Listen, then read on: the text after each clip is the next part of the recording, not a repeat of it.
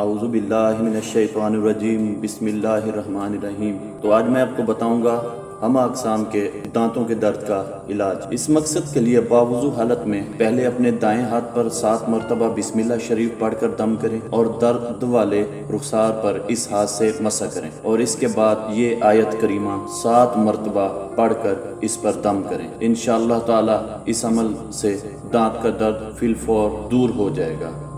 آیت کریمہ یہ ہے: اولم یر الانسان من نطفات فاذا هو خصیم مبین واضرب لنا مثلا من نسی خلقه قال من یحیی العظام وهی رمیم قل یحییها الذی انشأها اول مرة وهو بكل خلق علیم الذی جعل لكم من الشجر اخضر نارا فاذا انتم منه توقدون اولیس الذی خلق السماوات والارض بقادر علی ان یخلق مثلهم بلا وهو الخلاق العلیم۔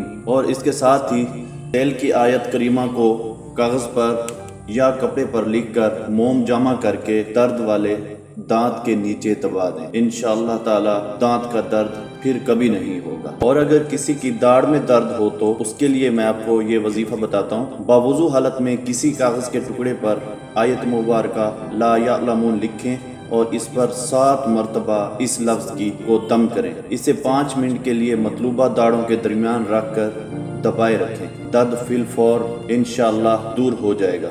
سورۃ کریمہ یہ ہے: والسماء ذات الرجع والارض ذات الصدع انہ لقول الفضل وما هو بالهزل انہم یقیدون کیدا واکید کیدا ومہل الکافرین امہلہم رویدا۔